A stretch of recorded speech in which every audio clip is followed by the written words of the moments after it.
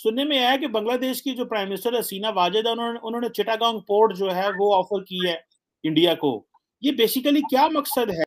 आपको याद होगा कि एक इंडियन कर्नल ही थे जिन्होंने उनकी दीदी और उनकी मदर को बचाया था। नहीं तो पता नहीं आज क्या होता। प्यार कहाँ है, टकरार कहाँ है? प्यार और टकरार यहाँ है चीमा साहब, जो 98% कॉटन जाता है रॉ मटेरियल वो इंडिया से जाता है। ये पहले से कवायद चल रही थी। और आपके इंफॉर्मेशन के लिए बता दूं चीमा साहब, ऐसी कई कवायद है, ऐसे कई इनिशिएटिव चल रहे हैं। वक्त आएगा, खुलेंगी चीजें, हम आपको बताएंगे।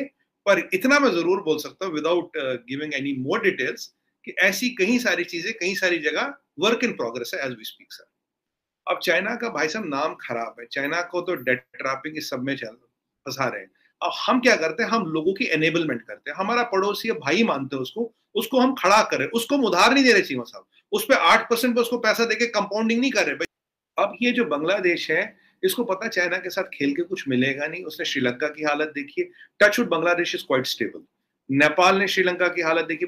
साथियों, दो चीजें होती हैं। पहली चीज होती है कि पापों का घड़ा भर जाना। जो जिस तरीके से जो है चाइना ने, हम देखें, श्रीलंका की इकोनॉमी को तबाह किया, अफ्रीका के कई देशों की इकोनॉमी को तबाह किया, और भी कई सारी इकोनॉमीज को तबाह करने का उसका इरादा था। तो जितने देश थे जिन्होंने पहले देख लिया, अब वो भागे भागे फिर रहे हैं, कोशिश कर रहे हैं कि हम जितना दूर यहाँ से और वहाँ पर इंडिया जो है, हिंदुस्तान जो है, वो उनको ऑप्शन के तरीके दिख रहा है। जैसे हम लोग बांग्लादेश की बात करें। दूसरी चीज़ होती है, जो कहते हैं ना कि पनौती के साथ अगर में आप रहो तो वो असर कहीं ना कहीं आ ही जाता है। तो वही चीज़ हुई चाइना के साथ में। पाकिस्तान ऐसा पनौती देश है कि खुद तो वो बर्बाद है, आज तक 70 साल में एक भी ढंग का काम नहीं है, एक भी अच्छा काम, एक भी ढंग का अचीवमेंट नहीं है जो पाकिस्तान ने हासिल किया हो। और इसी के साथ में रह रह के चाइना को भी जो पनौती है उसकी बुरी नज़र लग गई है। बहरहाल, खास तौर पर नॉर्थ ईस्ट के लिए और वैसे तो पूरे हिंदुस्तान के लिए इससे बहुत फ़ायदा होने वाला है। पूरी चीज़ के अगर हम चलते हैं, आप चैनल को सब्सक्राइब करके बेल आइकन दबा लें। तो सबसे पहली बात तो आप ये बहुत मैं क्लियर कर दूं, वाजे कर दूं, हमारे लिए बांग्लादेश हमारा भाई है और शेख हसीना जी को हम दीदी कहते हैं। हम उन्हें ना पॉलिटिकल लीडर मानते हैं, ना हम उनको अपना एक काउंटर पार्टी, एक पॉलिटिकल फिगर। हम तो वो तो हमें हमको बड़ी बहन कहते हैं, दीदी कहते हो ना। हमारे कोई भी नेशनल टीवी डिबेट उठाइए, मेरा भी कोई नेशनल टीवी डिबेट उठाइए, हर कोई डिबेट में, हर कोई एंकर हो या कुछ हो, उनको दीदी कह के हम संबोधित करते हैं। तो एक बहन वाला प्यार है उनसे, कोई पॉलिटिकल रिलेशन वाली बात नहीं है। देखिए चीमा साहब, आपको ये समझना पड़ेगा, चिटगांग अभी अनाउंसमेंट हुआ है, ये कवायद पिछले 4 साल से चल रही। आप बोलोगे कैसे चल रही है, हमने तो सुना नहीं। हमारे नेशनल टीवी पे 3-4 बार इस पे डिबेट हो चुका है। एक हमने कई सारे पुल बनाए उस साइड, एक हमने रेलवे लिंक बनाया, एक हमने ऑल वेदर रोड्स बनाई, एक हमने टनल बनाई, 3-4 बड़े इंफ्रास्ट्रक्चर प्रोजेक्ट्स डेवलप किए। तो दीदी से जो बात हुई थी, हमारा इनफॉर्मल एग्रीमेंट बहुत पहले हुआ था, जिसके पीछे हमने हजारों करोड़ का infrastructure, bridges, tunnels, rail links बना दिए। अब जब वो बिल्कुल रेडी हो गया तो फिर ये फॉर्मल अनाउंसमेंट हो गया, क्योंकि इंफ्रास्ट्रक्चर चीमा साहब बनाया ही गया इनके लिए था। इंफ्रास्ट्रक्चर और किसी चीज के लिए बनाया नहीं गया। दूसरी बात देखिए, दीदी का जो इरादा है वो बांग्लादेश में एक यूनिकनेस है चीमा साहब। Bangladesh is the only secular Muslim country. ये आप उनको क्रेडिट दोगे इस चीज का, ठीक है हिंदुओं के साथ वहां पे कुछ ठीक नहीं हो रहा, कुछ दिक्कतें समस्या है, पर कंट्रोल भी कर लेते हैं वो लोग। अब भी कुछ प्रॉब्लम्स है, मैं नहीं बोलूंगा कि कोई प्रॉब्लम नहीं है वहां पे, but it's a secular Muslim country, Muslim dominated country. और पीछे चाइना ने एक और कवायद की थी। चाइना ने बोला भाई, आपके जितने भी यहाँ एक्सपोर्ट्स है ना, हम उनको ड्यूटी फ्री कर देंगे बांग्लादेश को ना, हनी ट्रैप करने के लिए। अगर आप नंबर देखें तो अगर 1 बिलियन का एक्सपोर्ट जो है करीब करीब बांग्लादेश से चाइना जाता है, चीमा साहब फ्री भी कर लो, 0% ड्यूटी, 1 का 2 बिलियन हो जाएगा, तब भी 10 बिलियन का ट्रेड डेफिसिट है उनके साथ। मतलब 10 बिलियन का पैसा चाइना खींच रहा बांग्लादेश से, जबकि यूएस के साथ उनका 10 बिलियन का ट्रेड सरप्लस और आने वाले टाइम में बढ़ रहा है। और ये जो कॉटन अपैरल्स का ट्रेड है चीमा साहब, this is around 30 to 32 billion dollar, which is 10% of the Bangladesh GDP. देश के लिए जैसे जो हमारे लिए आईटी है, वो ये कॉटन वाला बिजनेस है। और इसमें पेज कहाँ फंसा चीमा साहब? ये तो हो गया डाटा, पेज कहाँ है, प्यार कहाँ है, टकरार कहाँ है? प्यार और टकरार यहाँ है चीमा साहब, जो 98% कॉटन जाता है रॉ मटेरियल वो इंडिया से जाता है। बांग्लादेश की फ्लैगशिप इंडस्ट्री का 98% रॉ मटेरियल इंडिया से आता है। और आप जानते हैं दुनिया में कॉटन की किल्लत है, कॉटन जितना आप उगाओ उतना बिकेगा।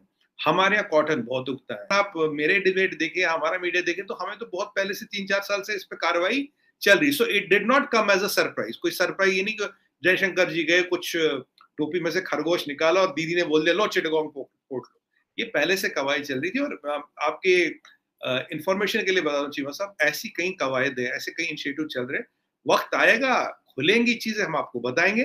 पर इतना मैं जरूर बोल सकता हूँ without giving any more details कि ऐसी कई सारी चीजें कई सारी जगह वर्क इन प्रोग्रेस है as we speak sir. India जो है वो क्या चाइना के पीछे पीछे जा रहा है, या कि वो समझते हैं कि ये आप इस खित्ते में इनके साथ इन ममालिक के बगैर गुजारा नहीं है? जरा इसमें थोड़ी हमें ये हम चाइना से कम्पीट कर ही नहीं रहे। देखिए चाइना का दुनिया भर में आज नाम खराब है, डेट ट्रैपिंग के लिए, हर चीज के लिए। आप जानती है चाइना में कितना नाम खराब है। आज चाइना तो आपके यहाँ तो डेरो पाकिस्तानी भाग रहे हैं, वो चीनीज वो पीपी सूट लगा के, मैंने वीडियो देखे थे, अटैच ले लेके निकल रहे। आपने बोला कुछ नहीं होगा, चाइना ने भी बोला कुछ नहीं होगा, पर सुसाइड अटैक हुआ। चले कोई बात नहीं, कोई भी मरे, हमें इसका दुख है। अब चाइना का भाई साहब नाम खराब है, चाइना को तो डेट ट्रैपिंग इस सब में फंसा रहे हैं। अब हम क्या करते हैं, हम लोगों की एनेबलमेंट करते हैं। हमारा पड़ोसी है, भाई मानते हैं उसको हम खड़ा करें, उसको हम उधार नहीं दे रहे चीमा साहब, उस पर 8% पे उसको पैसा देके कंपाउंडिंग नहीं कर रहे भाई। अब आपके पास अभी मौका है, किसी के पास भी फॉर दैट मैटर, कि do they want to align their economy business interest and supply chains with India, और they want to align their economy business supply chains and business interest with hostile China. ये फैसला हर एक को करना है। मैं direct बोलूंगा, खुल के बोलूंगा, ये फैसला नेपाल को भी करना है, श्रीलंका को भी करना है, बांग्लादेश को भी करना है, हर छोटी बड़ी कंट्री को एशिया में करना है। चाइना के साथ अलाइन करके क्या होता, केस स्टडी ओपन है, दुनिया को पता है। इंडिया के साथ अलाइन करके क्या फायदे नुकसान है, सबको पता है। अगर आप हमारे साथ अलाइन करेंगे ना, हमारा लैंड, लेडीज और लेजिटिमेसी, तीनों पे कोई हमारी आपकी नजर नहीं है, हम चाइना से कम्पीट नहीं। चाइना वाली बात आती नहीं चीमा साहब। और एक और मैं आपको बात बता दूं, अभी देखिए बोरिस जॉनसन साहब आए थे तो उन्होंने बोला भाई फ्री ट्रेड एग्रीमेंट करना है। अभी मोदी जी यूरोपियन यूनियन जा रहे हैं तो वहां एक फ्री ट्रेड एग्रीमेंट होना है, उस पर भी आएंगे। वो क्यों हो रहा है? क्योंकि अभी बस एक सेंटेंस बोलूंगा, people want dealing their business from China. China से सप्लाई चेन रेजिलियंस लाना चाहते, इसलिए ये फ्री ट्रेड एग्रीमेंट्स की जो मतलब वो आप कह रहे हैं दिवाली सी हो रही है हर जगह, free trade agreement with India. कारण ये और फिर ये जो चीजें हैं, एक तो ये मसले रहते हैं, और इंडिया का एक वो है जी कि जहां पे भी वो कहे जी ये जहादी हैं और ये दहशतगर्दी है, एक तो ये चीज। और दूसरा सुनने में आया है कि 2001 से लेके 2011 तक इंडिया ने एक पॉलिसी रखी हुई थी, उसको कहते थे जिसे वो शूट टू किल पॉलिसी, जिसमें तकरीबन 1000 बंगालियों को मारा गया था। तो दूर रहे, और अगर इंडिया कॉड में है तो बांग्लादेश तो हमारे साथ ही रहेगा। अब हमें सबसे बड़ा पोर्ट चिटगांग दे दिया, तो इससे बड़ी चीज क्या हो गई? तो आपको ये है ना कि या तो मैं सामने आऊं या आपके पीछे खड़ा हो जाऊं, बात तो वही है, वो वाला स्ट्रेटजी है।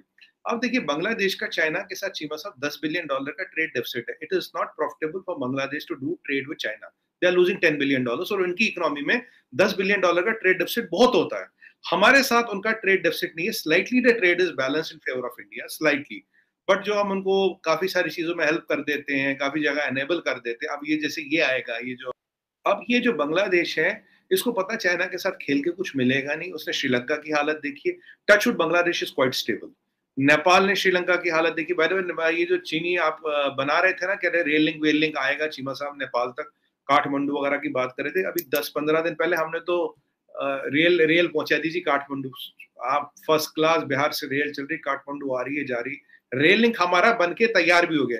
इसीलिए चीमा साहब मैंने कहा कई सारी ऐसी कवायदें हैं जो चल रही है। साथियों, जो सबसे बेहतर और जो हम कह सकते हैं सबसे अच्छा काम होने वाला है यहाँ पर इस पूरे एग्रीमेंट से, चिटगांव पोर्ट हिंदुस्तान को मिल जाने से, वो सबसे पहली चीज़ तो ये है कि आप देखो जिस तरीके से नॉर्थ ईस्ट में जो आप देख लो बराक वैली का हिस्सा है असम का, त्रिपुरा हो गया, मिजोरम हो गया, नागालैंड, ये वो एरिया है जहाँ से इंसान का आना तो आप छोड़ दो, नॉर्मल जो सामान पहुंचता था वो भी पहुंचते पहुंचते दूरी कितनी कम है। आप देख लो वहाँ से अगर कोलकाता आना है, वेस्ट बंगाल आना है, तो पानी के रास्ते से कितने कम 6-7 घंटे में कोई सामान वहाँ से आ सकता था। लेकिन क्योंकि पूरा घूम के आना पड़ता था, क्योंकि पूरा का पूरा इतना लंबा चक्कर काट के आना पड़ता था, उसमें 24 घंटे, 25 घंटे, 26-27 घंटे तक इतने लग जाते। तो इससे आप समझ सकते हो कि काफ़ी सारी चीज़ें जो हैं जो फ्रेश अगर आ सकती थी यहाँ तक, तो वो आते आते उसमें क्वालिटी में उसकी डाउन होती, जो खाने पीने की चीज़ें, बाकी और भी चीज़ें, उनकी बात हो रही। तो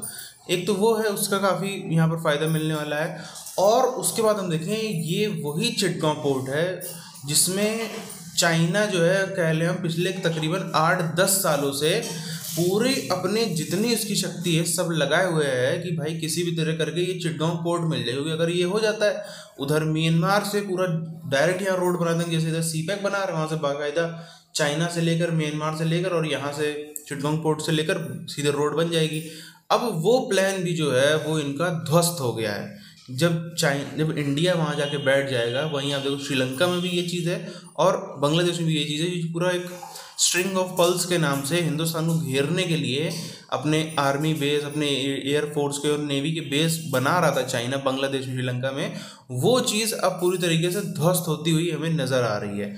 और इसी के साथ साथ में आप देखें इंडिया ने, अगर हम देखें ना तो टेक्निकली इंडिया ने कोई बहुत ज़्यादा पैसा लुटाया नहीं चाइना की तरीके। चाइना ने जिस तरीके से लुटाया, हालांकि चाइना ने उस पर कब्जा भी किया, लेकिन चाइना ने डायरेक्ट इन्वेस्टमेंट किया। अब उसके बाद में पहले दे दो भर के पैसा, फिर उसके बाद उसको कब्जियाते घूमो, तो वो चीज़ उसका असर आप देख रहे हो क्या है कि बाद में वो देश मुकर जाते हैं, वहाँ की पब्लिक आपके खिलाफ होगी तो अब लंबा नहीं चल पाओगे।